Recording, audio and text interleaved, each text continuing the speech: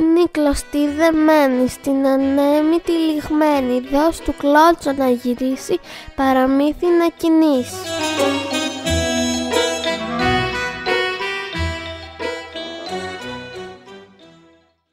Το τυχαίο Τσοχουζούζας. Μια φορά και έναν καιρό ήταν ένας βασιλιάς και είχε 3 κόρες και το βασίλειό του δεν πήγαινε καλά. Και του κάνανε πολέμους συνέχεια και ο τόπος δεν έβγανε πράμα και δυστυχούσε ο κόσμος. Και σηκώνεται μια ημέρα και πάει σε ένα μάγο και του λέει: «Θέλω να μου πεις είτε φταίει και δεν πάει το βασίλειό μου καλά». Μια από τις γιγαντέρες σου είναι ο Γρουσούζα και αυτή σου φέρνει την καταστροφή και για να βρεις ποια είναι θα πας το βράδυ εκεί που κοιμούνται, να ανάψεις δίπλα στο μαξιλάρι κάθε μια σε ένα κεράκι και θα γεμίσεις και ένα ποτήρι νερό και όποια στο κερί είναι το πρωί σβησμένο και το ποτήρι το νερό χυμένο, αυτή είναι η αιτία. Αυτήν είσαι ο Γρουσουζά, φταίει και δεν πάει το βασίλειο σου καλά και πρέπει να την βγάλεις όξω από το παλάτι αμέσως, να την διώξεις. Και γυρίζει και αυτό την άλλη μέρα στο παλάτι και το κάνει έτσι. Και πάει το πρωί και βλέπει δίπλα στο μαξελάρι της πιο μικρής του θυγατέρας σβησμένο το κερί και χυμένο το ποτήρι το νερό και έτσι λέει: «Αύριο το πρωί θα σε πάρω να μου κάνεις παρέα να πάμε στο κυνήγι. Δεν παίρνω άλλους. Οι δυο μας θα πάμε, μόνο να ετοιμαστείς». Και ξεκινούνε πρωί-πρωί και πηγαίνανε και φτάνουνε σε ένα δάσος μεγάλο και χαθήκανε μέσα στο δάσος και κυνηγούσε ο βασιλιάς. Αυτός δεν ήθελε να τη σκοτώσει, παιδί του ήτανε, αλλά ήθελε να την αφήσει εκεί στο δάσος, να μην μπορεί να γυρίσει και ό,τι ήθελε να γεννεί. Η βασιλοπούλα κουράστηκε και λέει του πατέρα της: «Ακόμη θα πηγαίνομαι, εγώ κουράστηκα». «Λίγο παραπάνω θα πάμε ακόμη που κατέφω καλό κυνήγι, αλλά αφού κουράστηκες κάτσε εσύ εδώ πέρα και εγώ θα πάω πιο πάνω να σκοτώσω μερικές πέρδικες και σε λιγάκι θα γυρίσω να σε πάρω να φύγουμε». Και τη συμβάζει ο βασιλιάς και φεύγει και την αφήνει εκεί και περίμενε. Και γυρίζει αυτός το βράδυ πίσω στο παλάτι. Αλλά αυτό σιγά σιγά ευράδιασε και νύχτωσε και η βασιλιοπούλα περίμενε τον πατέρα της να γυρίσει και δεν γύριζε και λέει: «Μα πού πάει εμένα ο πατέρας μου, για το δεν γυρίζει, είτε θα γεννώ εγώ πάει πέρα μοναχή». Και σηκώνεται και πήγαινε και βγαίνει σε ένα βουνό και βλέπει ένα φως μακριά και πάει εκεί και ήταν μια μάντρα και είχε μέσα πρόβατα και μόλις την είδε ο βοσκός τσι λέει: «Είτε γυρεύεις εσύ πάει τέτοια ώρα». «Ετσέ και τσέ, και ήρθα με το πατέρα μου στο κυνήγι και τον είχασα και δεν κατέχω να γυρίσω πίσω». «Έμπα μέσα να κάτσεις, να σου βάλω να φας». «Εγώ διψώ, μόνο δώσε μου νερό». Και έτσι βάνει νερό και πίνει και ύστερα τσι λέει: «Μα θα πεινάς κιόλας». Και έτσι δίδει ψωμί και έτσι βάνει γάλα και πίνει και ξωμένη στη μάντρα. Το πρωί που σηκώθηκε ο βοσκός ήταν να δει τα χέρια της ματωμένα και τα μισά πρόβατα σκοτωμένα. Αυτός την ελυπήθηκε και δεν τζίκαμε κακό, μόνο την ήγαλε αμέσως έξω και τσι λέει: «Να φύγεις από πάει, γρήγορα και να μην σε ξαναδούν τα μάτια μου». Και φεύγει αυτή και περπατούσε και πήγαινε και έτυχε να περάσει από έναν τόπο που κάνανε πιθάρια, σταμιά, λεκανίδες, τέτοια πράγματα. Και την εκονέψανε εκεί και το πρωί σηκωθήκανε οι μαστόροι και τα βρίσκουν όλα σπασμένα.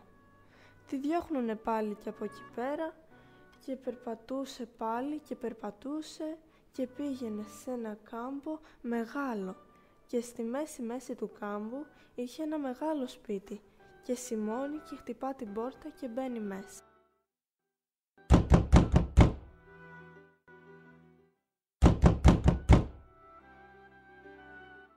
«Ίντα θες». «Απαλάργο τόπο είμαι και θέλω να με κονέψετε απόψε, γιατί δεν έχω που να μείνω». Αλλά το σπίτι ήταν μιας μάγισσας και τη βάνει μέσα και την πάει σε ένα μεγάλο δωμάτιο που ήταν γεμάτο τελάρα και φαίνανε και ήτανε καθανούς ανθρώπου ένα. Και κοιτάζει τα τελάρα η μάγισσα και βλέπει πως όλα τα τελάρα αργολαλούσανε και το δικό της τελάρο δεν εδούλευε καθόλου. Και έτσι λέει: «Να φύγεις από ΠΑΕ, δεν σε θέλω, γιατί κακομοίρα μου είσαι άτυχο παιδί. Όλα τα τελάρα δουλεύουν και το δικό σου ξαργεί και εγώ δεν μπορώ να σου κάνω διάφορο.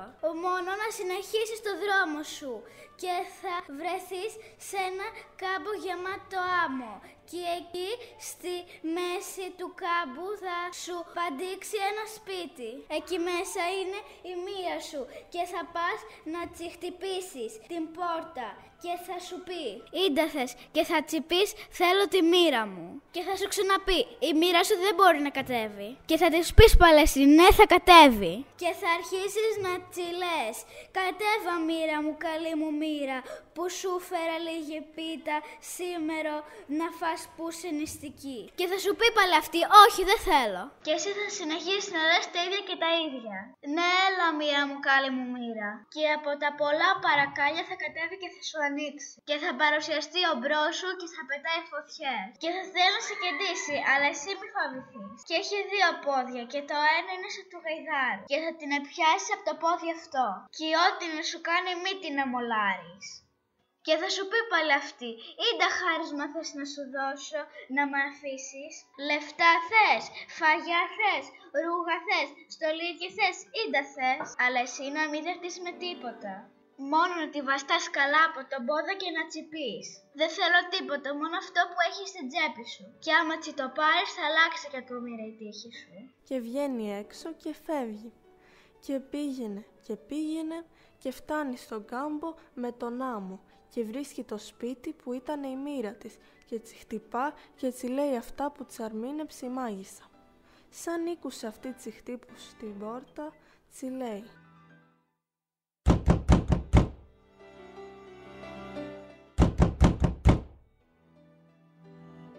«Ή τα γυρεύεις σε ΠΑΕ». «Θέλω τη μοίρα μου». «Η μοίρα σου δεν μπορεί να κατεβεί».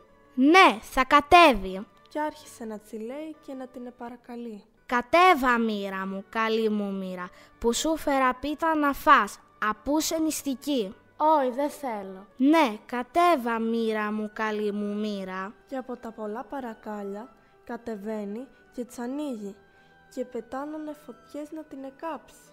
Αλλά αυτή δεν εφοβήθηκε και τσι σίμωσε και την επιάνει από το γαϊδουρινό πόδα και δεν την αφήνε να κουνήσει. «Άφησέ με να φύγω κι εγώ θα σου δώσω λεφτά, θα σου δώσω χρυσά ρούχα, θα σου δώσω στολίδια, ό,τι θες θα σου δώσω, μόνο να μου μολάρεις τον κακό πόδα». «Δεν θέλω πράμα, μόνο να μου δώσεις αυτό που κρατείς στη τσέπη σου». «Μα δεν μπορώ να σου το δώσω». «Μα εκείνο θέλω εγώ, αλλιώς δεν σε μολέρνω». Εν τέλει βγάζει ένα χρυσό κουβαράκι κλωστή και τσι το δίδει και τσι λέει: «Αυτό το κουβαράκι είναι δικό σου και θα το κρατήσεις στη τσέπη σου και δεν το χάσεις ποτέ. Και όπου και να πας και όποιος και να στο ζητήξει, να μην του το δώσεις. Και αν τύχει καμιά φορά και στο ζητήξουνε, να το δώσεις, να το βάλεις από τη μια μεριά της ζυγαριάς και από την άλλη να σου βάλουνε πράγματα. Ό,τι πράγματα και να είναι, ίσα να τριτώσει στη ζυγαριά. Και όποιο πράγμα βρεθεί να είναι ίσα-ίσα με το κουβάρι, αυτό θα ζητάς να σου δώσουνε για να το δώσεις. Αλλιώς να μην το δώσεις και να σηκωθείς να φύγεις αμέσως». Και παίρνει το χρυσό κουβαράκι και φεύγει. Και πήγαινε και φτάνει σε μια πολιτεία και ετοιμάζανε γάμο να παντρευτεί ένα βασιλιόπουλο. Και γυρεύγανε κλωστοί να τελειώσει το κέντημα στη στολή του γαμπρού. Να το τελειώσουνε να στεφανωθεί. Και μαθαίνει αυτή πως σε γυρίζανε στην πολιτεία και γυρεύγανε κλωστοί. Και πάει και τσι βρίσκει και το σε λέει: «Εγώ την έχω τη κλωστή και σας σε κάνει. Αλλά για να σας την εδώσω θα τη βάλω με από τη μια μεριά της ζυγαριάς και ό,τι πράγμα βάλετε από την άλλη και έρθει ίσα-ίσα με το κουβαράκι. Αυτό το πράγμα θέλω να μου δώσετε». Και βρίσκουνε μια ζυγαριά και βάνουνε πάνω το κουβαράκι και βάνανε από την άλλη μεριά ρούχα και βάνανε λεφτά και δεν εσάλευε η ζυγαριά. Και αλλάσανε συνέχεια τα πράγματα για να βρούνε ένα που να συμφωνεί πάνω στη ζυγαριά με το κουβάρι. Και ήτανε κάθε φορά πιο βαρύ το κουβάρι. Και τελευταία λέει ο γαμπρός: Εγώ θα πατήσω τα πόδια μου να δω, είτε θα γεννεί. Και πατεί τα πόδια του και βγαίνει επάνω στη σιγαριά και σηκώνεται το κουβαράκι και έρχεται ίσα ίσα με το Βασιλιόπουλο. Και κατάλαβε αυτή πως το τυχερό της ήταν το Βασιλιόπουλο. Είδο και ύστερα το κουβάρι την κλωστή και τελειώσανε το κέντημα στη στολή του γαμπρού. Αλλά το Βασιλιόπουλο ύστερα δεν εστεφανώθηκε αυτή που του είχαν βρει και ετοιμάζανε το γάμο, αλλά αυτή που του έδωκε το κουβάρι και τελείωσε τη στολή, γιατί αυτή ήτανε το τυχερό του. Και την επήρε και τη στεφανώθηκε και περάσανε αυτοί καλά και εμείς καλύτερα.